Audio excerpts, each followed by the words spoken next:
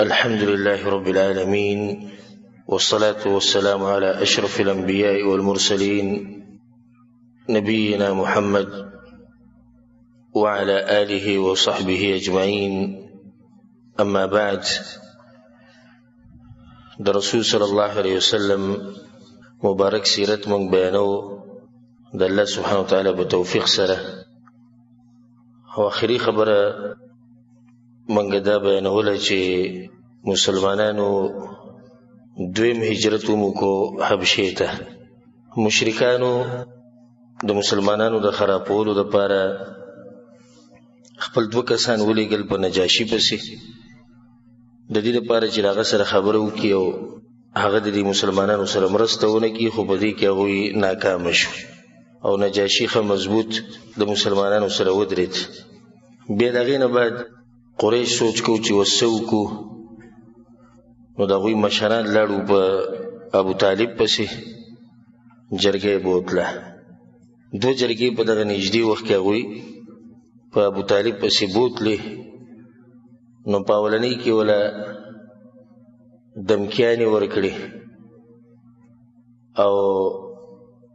په دې دویم کې ورته دا ووایي چې ته داسې کار وکړه، دا ځوان واله کوم چې موږ راوستی دی هغه د ولید بن مغیره زوی او دا خپل وراره موږ ته پرېږده. ابو طالب ورسره دا خبره ونه منله او دا ورته ووایي چې عجیبه خلک یې، خپل بچی مال راکوي چې زه ساتمه او زما هغه زمانه بوزۍ دې لپاره چې ووجنه یې. په دې باندې ابو طالب د هغوی سره راضي نه شو. بیا دا خبره موږ بیانه کړې وه چې مشرکانو کوشش وکړو د رسول صلی الله علیه وسلم د وجلو، ځکه چې هغو ته پته ولګېده چې ابو طالب ته شاته کېږي نه او دعوت چې دی نو هغه ورځ په ورځ تیزیږي او مسلمانان ډېرېږي. نو یو واقعه موږ په هغې کې دا بیانه کړه د عتیبه ابن ابي لهب، د ابولهب د زوی،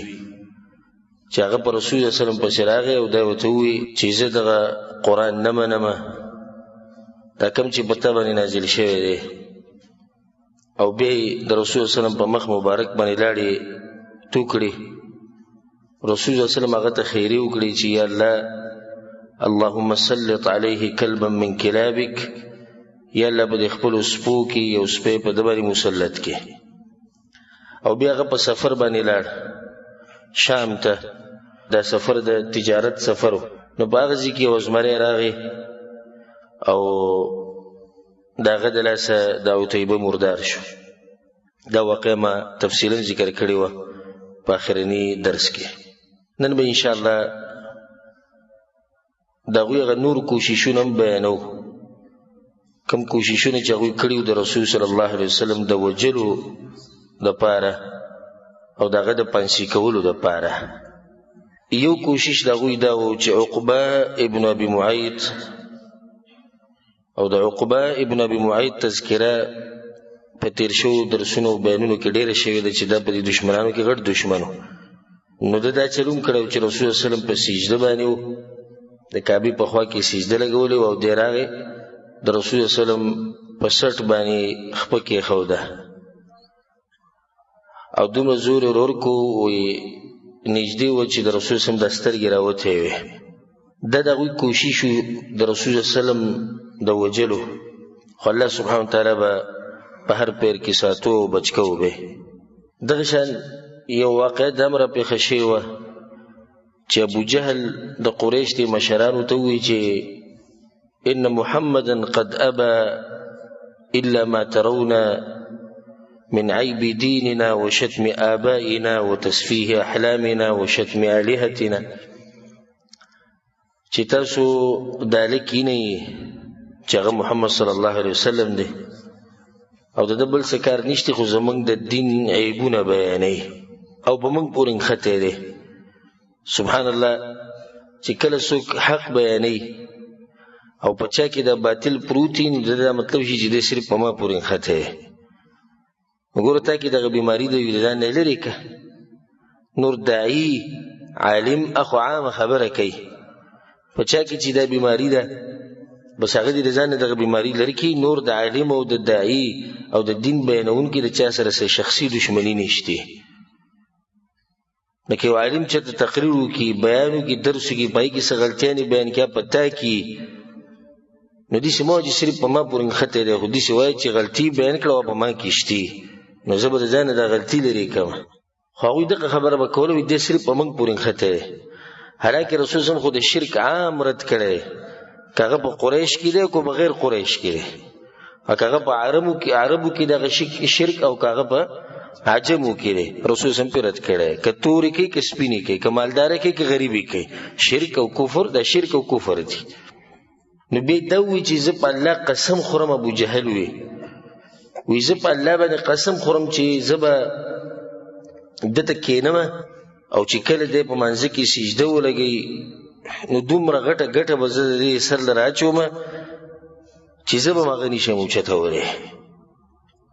نبی استاسو د ملګرو ته وی به استاسو خپل مرزي ده چې به زما دفاع کوي او کنه کوي او به د بنو عبد مناف خاندان خپل مرزي ده چې سکی ودی کی ان د رسول سم خاندان ذکر کو ملګرو ته نه چې سکی کوه فهم د ما تريد ته چې سغواړي هغه کوه موږ به ست دفاع کوو تا موږ دې یوازې نه پریو. نو کله چې سحر شو او ابو جهل لاغه او قشن کانه او یا ګټه غیر واغسته څنګه چې هغه ویلی و نو بیا کېناستو د رسول سم انتظار کو رسول سم چې کله راغی او د کعبه په خوا کې مون شروع کو او دا د رسول سلام بادری ده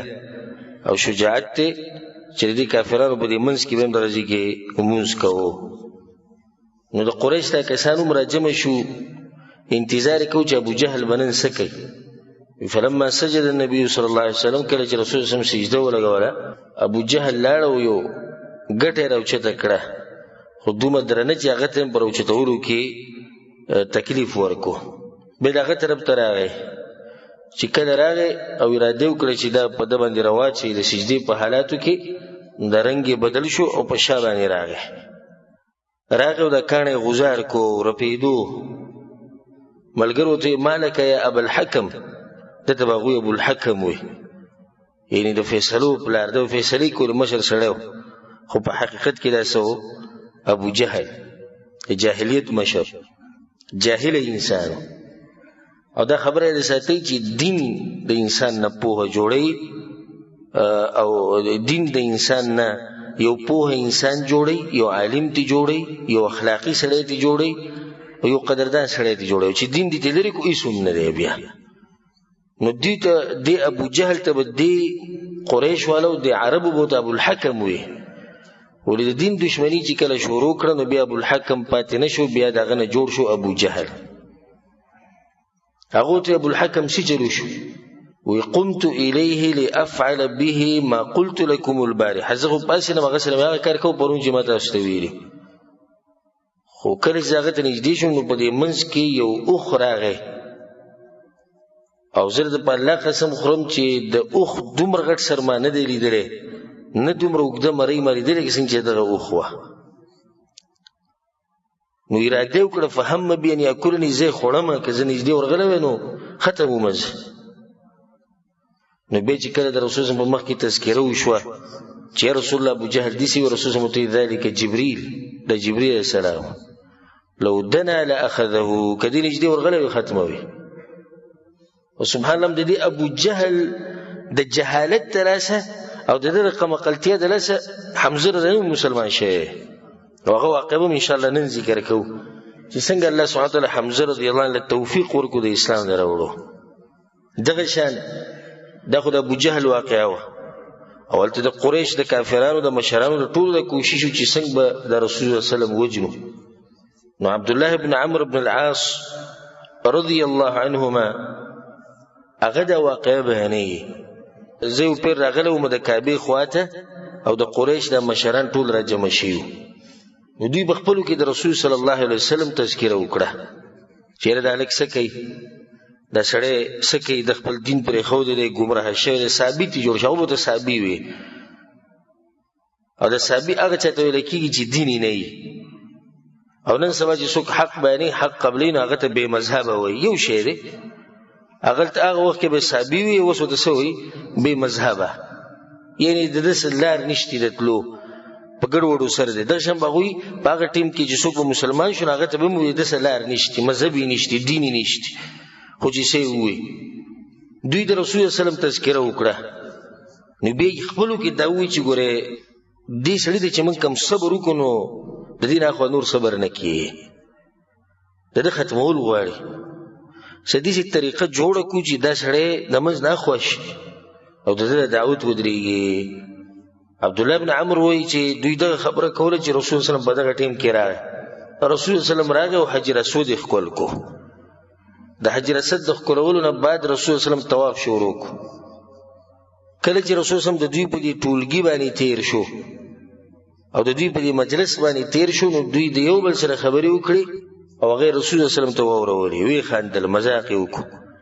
نو عبدالله رضی الله عنه وایي چې ما د رسول الله وسلم د مخ د نښو نه معلومه کړه چې رسول الله وسلم په دې خبرو باندې غوسه شو او خفه شو. په دویم پیر چې رسول الله وسلم په دې دویم طواف کې د هغوی په دې طرف باندې تېرېدو، نو هغوی بیا هغه چل وکړو. رسول صلی الله علیه وسلم په هغې باندې غوسه شو، غوسه یې ونیوې.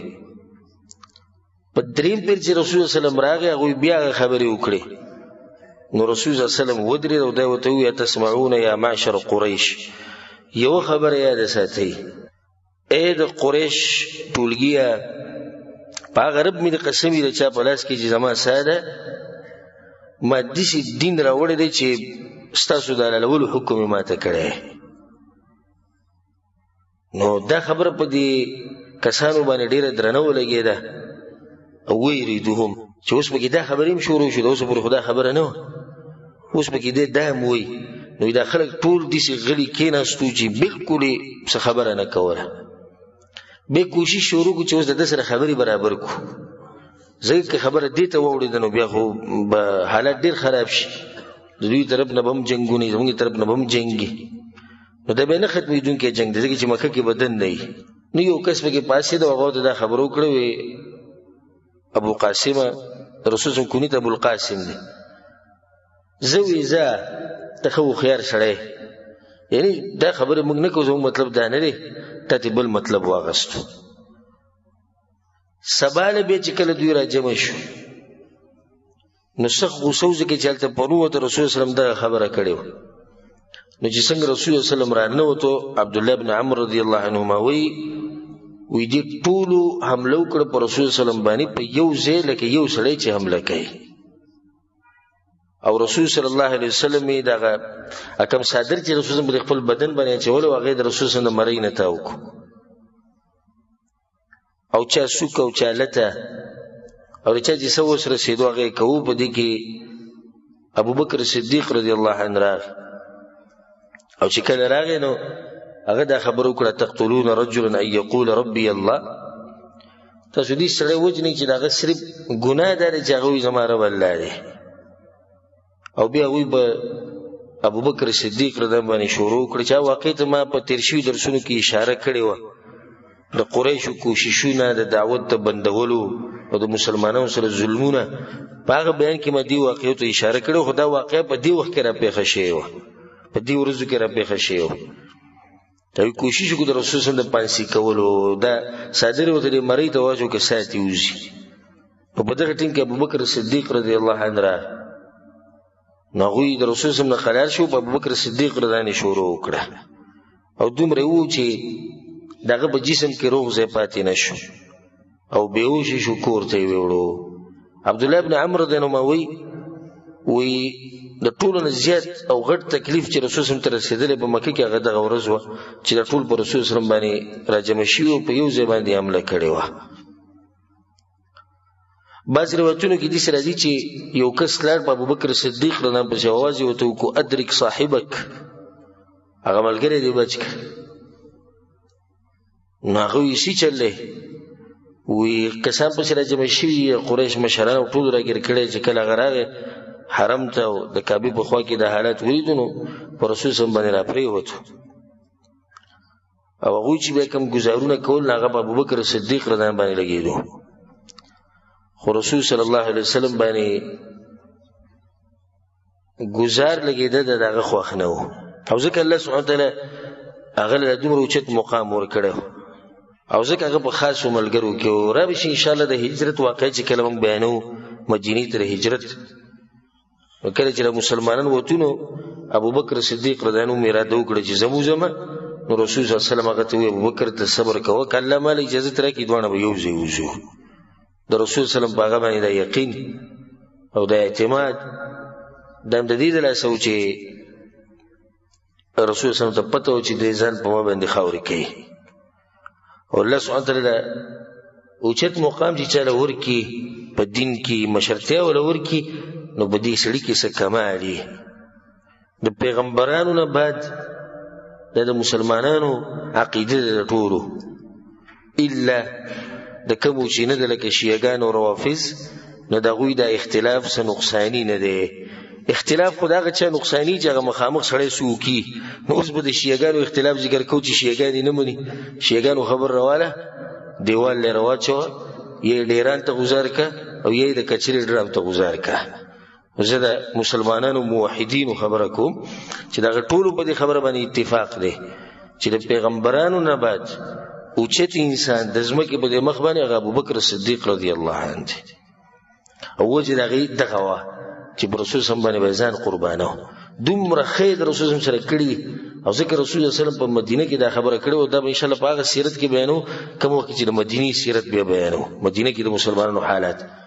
رسول سم په منبر باندې دا خبره کړې وه وی موږ سره چې چا ښه کړي دي موږ ورسره هم کړي چا موږ سره احسان کړی موږ ورسره هم کړی ځکه د احسان په بدله کې احسان دی سوای د ابو قحافه د زوی نه یعنې ابوبکر صدیق رضی د موږ سره دومره ښه کړي چې د هغې جواب موږ نشو ورکولی او د هغې بدله موږ نشو ورکولی د ده ډېر غټ لاس دی رسول سلم وایي په دې دین خورولو کې او زموږ سره په دې مرسته کوي د ابوبکر صدیق رضی غټ لاس دی. نو په دغه ټیم کې ابوبکر صدیق رضی راغی او رسول صلی الله علیه وسلم بچ کو د الله په توفیق سره د هغه کوشش نه کم کوشش چې مشرکینو کوو هغه د رسول صلی الله علیه وسلم د وجلو. په دغه ورځو کې چې ظلم دومره زیات شوی چې له اسمان سره خبرې کولې د ظلم د تیرې ډېرې شوې وې یو رڼا راله ناشنا غونته کې او هغه اسلام قبلول د حمزه رضی الله عنه او الله سبحانه وتعالی داسې ناشنا کار کوي وخت په وخت او د مسلمانانو مرسته کوي پریدي نه دي خو دومره ده چې الله سبحانه وتعالی کله ناکله یو سخته او مصیبت څه وخته پورې به د مسلمانانو پریدي چې د منافقانو او د مؤمنانو پکې پته ولګي بل چې دا مصیبتونه نه لکه په سورة العمران کې الله سبحانه وتعالی د غزوه احد تذکره کړې ده احد کې چې کوم جنګ شوی و د هغې تفصیل به راځي انشاءالله که الله ژوند راکړو نو الله سبحانه وتعالی په هغې کې هغه وجې بیان کړي دي چې ولې په تاسو باندې سخته راغله د احد په جنګ کې ډېرې وجې ذکر کړي دي الله سبحانه وتعالی وایي چې دا سختې نه راځي نو شهیدان به په تاسو کې څنګه جوړېږي چې دا سختې نه راځي نو د مؤمن او د منافق به څنګه پته لګي چې دا سختې نه راځي نو ستاسو د درجې به څنګه بلندېږي تاسو له به دا ډېر اجر زه به په څه درکوم نو دا سختې مصیبتونه چې به د مسلمانانو راځي په دې کې د الله سبحانه وتعالی ډېر حکمتونه دي خو په منځ منځ کې مرسته کوي او په دې طریقې سره چې انسان ورته حیران شي. نو په دغه ورځو کې چې ظلم ښه ډېر شوی او دا د نبوت شپږم کالو الله سبحانه وتعالی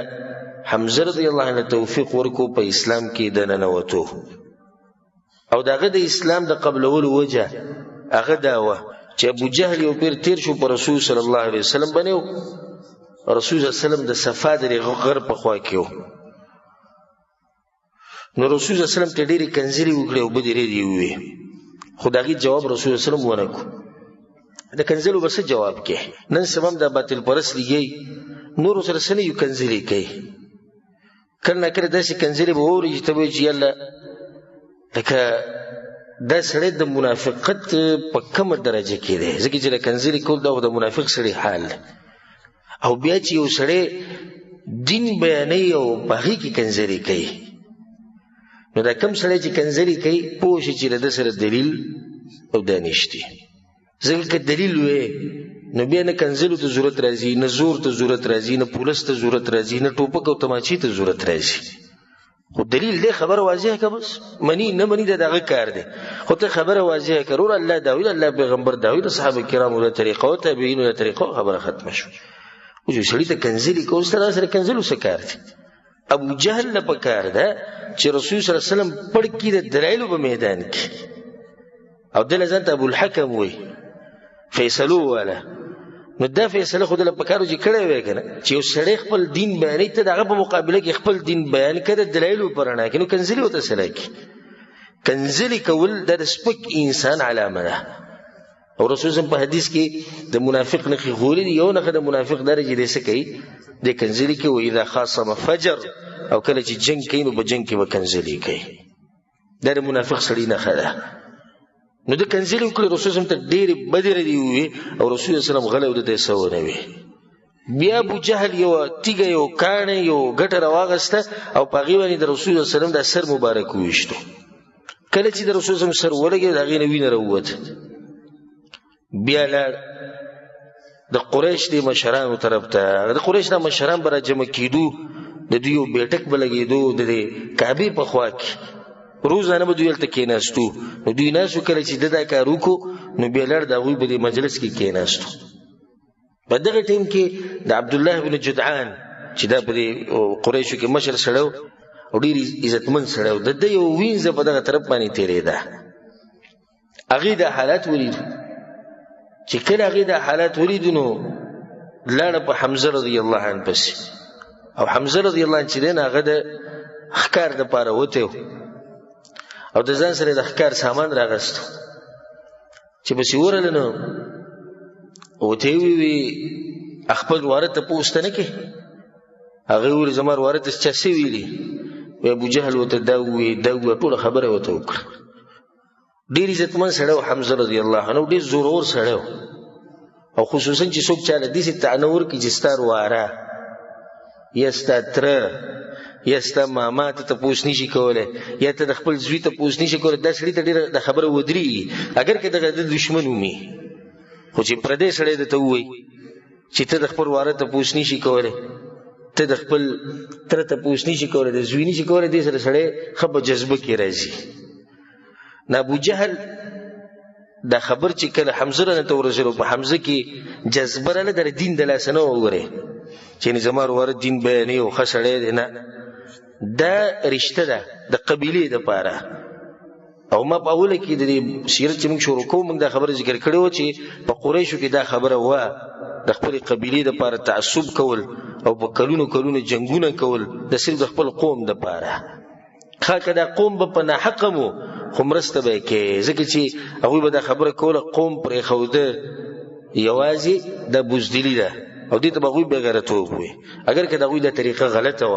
چې څوک په ناحقه کې هغه ست قوم می غو ته وي چې ته په ناحقه نو حمزه دن غوسه شو وروت او هغه ته پته و چې دا مشران په کمزې کې جمع کیږي نو هلته پسلا ابو جهل ناس چې څنګه ورننه وته نو دا خبره وته دي دغه وکړه دي حمزه رضی الله عنه او زه ته اقا خبره کوم چې هغه کړي و چې څنګه ورننه وته د مجلس ته دا ټول په مخ کې وته وي اے په کوناټو باندې خوشبو لګون کیا او د دې مطلب دی چې اے بوزدیلا بغیرته دا دې مطلب دی دا به وخت کې چې بچای شي کنځل کوله او غټي کنځلي او بداوي یعنی ته بغیرته سره او ته بوزدیلې هغه ته دا کنځلي کوله ته زما روارته کنځلي کې هغه ته بدر دی وي او زم دغه په دین باندې دا خبره دغه ټینګ خلینو ووت او دیم د دې پرنه کړي چې د برازیل دغه په دین باندې وی چې د سکه چې د زور زوی نه ما د ما ته سوي نبیا کملینده چې هغه غستې و او د ښکار د پاره وړي و باغی باندې ولا سر وو او دغه سر دغه سر زخمی شو بنو مخزوم قبیله کوم چې د ابو جهل مرګریو هغه را ګرم شو په حمزه رضی په سیناغو ته پری دی ولی پریدو وی دغه خبره سید ما د دروازه ته تکلیف ډیر رسوله او ما چې کوم کنځري کړی نو هغه د کولو نه وی د دې چې غوسه شه د دې د لاسه غوسه شه د حمزه رضی اسلام قبل اول پښپګم په شپږم کال د نبوت کې هغه د دین د لاسه نه و، هغه صرف د غیرت د لاسه و چې زه د خپل وارد دفاع کوم. او بیا دې سره په سیرت کې چې دې بیا لاړ په رسول صلی الله علیه وسلم پسې او تیر وارد دې خبره مې کړې ده، اوس پوه نه یم چې څه وکړم. خو سدي څه خبره وکړه چې د دینه د وتو لارې نه هغه کینو نصیحت ورته وکړو او پوه یې کړو په دې هر څه باندې. نو دې بیا د رسول صلی الله علیه وسلم په مخ کې ګوایي ورکړه، زه ګوایي کوم چې الله سبحانه وتعالی د عبادت حقدار دی او ته چې ته په حق دین باندې او د خپل دین بیانوه، زه د سره په دې کې ولاړ یم. حمزه رضی الله عنه سیرت دا خو ما مخکې تفصیلا بیان کړی، تاسو به اورېدلی مې. حمزه ابن عبدالمطلب د رسول صلی الله علیه وسلم خپل تره دی، د عبدالله رور دی او د رسول صلی الله علیه وسلم صحابي دی او د رسول صلی الله علیه وسلم نه اوچت دی په مقام کې که کم دی؟ کم دی. الله سبحانه وتعالی کله کله انسان له داسې مقام ورکړي چې د مشرانو د هغه نه کم وي. بیا رسول صلی الله علیه وسلم ته وګوره. او ځکه کله چې چا د هغه نه تپوس وکړو د عباس رضی الله عنه، د رسول صلی الله علیه وسلم مشر تره و، چا به دې تپوس وکړي ته مشر یې که رسول صلی الله علیه وسلم مشر دی، یعنې په عمر کې. هغه به په عمر کې ته زه زیات یم نور مشر هغه دی. نه د دین انسان له مقام ورکوي. کله کله عمر د سړي کمی خو سپینګیري مالداره مشران که هر قسم مشرتیا وسلي دا به مخکې ایسونه وي. او کله کله یو سپینګیری سړی وي خو د بېدینۍ د لاسه ماشومان هم د هغه عزت نه کوي، بې عزته ګرځي په کلي کې په علاقه کې. نه ښه سپینګیری وي، ښه مشر وي او ښه مالداره به وي، خو خلک یې په دې یادوي چې دا بد اخلاقه سړی دی، څوک یې په دې یادوي دا بد کرداره سړی دی، څوک یې په دې یادوي چې دا ظالم سړی دی، دروغ وایي، دوکې ورکوي، دا کوي دغه کوي. نو څوک یې عزت نه کوي. د بېدینۍ د لاسه مشر سړی او هغه بې عزته شي، او دیندارۍ د لاسه د عمر نه به کشر وي او هغه اوچت شي. نو حمزه رضانګر کې د تره دی او د رسول صلی الله علیه وسلم مقام د هغه نه اوچت دی. او بیا حمزه رضی الله عنه چې دی د رور دی د صفیه بنت عبدالمطلب، او صفیه د رسول صلی الله علیه وسلم څه شوه؟ ترور شوه. بیا د صفیه چې ده د زبیر بن العوام رضی الله عنه مور ده. نو حمزه رضی الله عنه د رسول صلی الله علیه وسلم تره دی او د زبیر رضی الله عنه څه دی؟ مامای شو. د زبیر رضی الله عنه ماما شو، زبیر د هغه خوری دی. خدای د رسول الله صلی الله علیه وسلم روم دی د رضاعت نه. او هغه موږ دا واقع ذکر کړې وه کله چې رسول الله صلی الله علیه وسلم پیدا شو په هغه ورځو کې ابولهب خپله یو وینځه هغه بیا وسزاده کړې وه، خو د هغې نوم و ثویبه. او دې ثویبې رسول الله صلی الله علیه وسلم ته یې ورکړی دی او حمزه رضی الله عنه ته یې ورکړی. نو دا دواړه د رضاعت د طرف نه دوی څه دي؟ ورونه دي. او رسول الله صلی الله علیه وسلم به دا خبره کوله، وی خیر اخوتي علي، زما پرونو کې خرور چې دغه علي رضی الله عنه دی، و خیر اعمامي حمزه، او زما په ترونو کې چې کم سړی زما ډېر خوښ دی هغه حمزه رضی الله عنه دی. او د دې لقب دی سید الشهدا، د شهیدانو سردار. او د دې لقب دی اسد الله، د الله شیر، د الله زمری. او زمونږ په عوامو کې دا مشهور شوي چې دا لقب د علي رضی الله عنه دپاره یې ښودی، حالانکې دا لقب ده دی. خو د علي رضی الله عنه دا تذکره د هغه مقامه خو ډېر اوچت دی، موږ بیان کړی هم دی الحمدلله په سیرت کې. خو دله داسې اوصاف ورکول او غلو کول د ده په حق کې د زموږ په دې معاشره کې هله راننوتي چې کله موږ متاثره شو د شیعهګانو نه. او پخوا د شیعهګانو دا خبرې دا د مولیانو به بیانولې په منبر باندې، زموږ د عوام به ورته ناستو سرونه به ورته ړقول. نه مولوي صاحب ته پته شته چې دا کومه خبره چې زه کوم دا غلطه ده، او نه د عوامو ته دا پته شته چې مولوي صاحب چې کومه خبره کوي دا غلطه ده. دا خو اوس الحمدلله دین چې دی ډېر خور شو، حق خور شو، خلک پوه شو. نو ډېرو خبرو اوس موږ ته پته ولګېده چې دا خو د شیعهګانو عقیده ده او په موږ کې وه، په مشرانو کې وه. نو نه مشرانو په خپله چې د هغې ته سوچ کړی نه به پوهېدو، نه هغه وخت چې کوم مولوي صاحب و هغه اتې په خپله ملا خبر چې زه څه وایم، خو بس دا ملاتوب هغه ته یو مزدوري او یو کار ښکارېدو کوي. نو په هغو کې بعض خبرې دا دي چې لکه زمونږ په دې معاشره کې د ډېرو خلکو نومونه چې دی نو هغه اکبر علي اکبر مطلب دی د ټولو نه لوی او موږ څه وایو الله اکبر الله لوی دی د ټولو نه لوی دی نو چې کله ته وایې چې علي اکبر نو بیا خو ته علي والله یو ځای کړو که نه یا اکبر علي نو بیا دویم نوم بیا دا دی رحمت علي رحمت خو د الله په کار دی علي رضا خو په انسانانو باندې رحمت داسې نشي کولی څنګه چې الله کوي او اوس علي رضا مړلی کله ژوندی وي څوک هغه ته دا ووایي چې په پلاني باندې شفقت وکړه دا خو انسانان یو بل ته وایي دا جدا مسله ده خو رحمت غوښته او رحمت ورکول دا د همیشه صفت د چا دی د الله سبحانه وتعالی رحمت علي اکبر حسین ورته حسین رضا نوم دی ښه تاسو چې داسې نوم اورېدلی دی اکبر حسن او چې ته یو کس نیم یخودی هغه جدا مسله ده اکبر حسین د غالبا دی بلکې چې هر دویم دریم کور کې ګورې به ته میلاویږي که دې ولټول اکبر حسین ډېر دي ښه بیا د نومونو سره حسین لګول اقبال حسین محمد حسین او بیا داسې زه هر نوم سره حسین لګولی اخر ولې د حسین رضا دا نوم دومره ډېر یادېږي یو صحابي د رسول صلی الله علیه وسلم زم دا خو صحیح ده خو د رسول صلی الله علیه وسلم ملګري خو نور هم شته د دې ټولو نه غوره ابوبکر صدیق دی د هغه نوم ولې نه یږدي عمر رضی الله نوم ولې نه یږدي د عمر دا نوم په موږ کې څومره کم دی د عثمان رضی الله عنه نوم ولې نه یږدي د عبدالرحمن بن عوف نوم ولې نه یږدي د معاویه نوم ولې نه یږدي نو وجه دا ده چې دا تاثر د شیعهګانو نه اخیستی شوی دی هغه دغه ګوره شیعهګانو په حسین رضا پسې نښتي دي صرف په دروغو حسن رضا نه یادوي ځکه زموږ په معاشره کې د حسن نوم ډېر نه لګي د حسین به لګوي د فایده مادي لپاره ذکر کوله چې اکبر حسین به یي خو اکبر حسن نادرا به چې ته واورې او اکبر حسین به د ډېر ځایونو کې میلاوي ولې ځکه چې شیعهګانو په دغه حسین رضا پورې نښتي حسن رضا هغوی هم نه یادوي حالانکه د حسن رضی الله عنه د حسین رضی الله عنه په مرتبه کې او په درجه کې غوره دی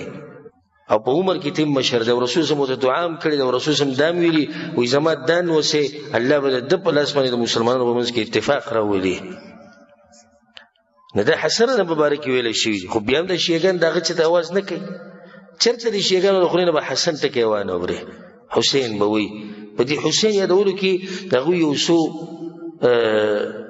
اهداف چې ولې د نوم وایي زه درته صرف یو یا دوه ذکر کوم ځکه چې د موضوع نه اورو یوه د حسین رضی الله عنه ډېرې ښځې وي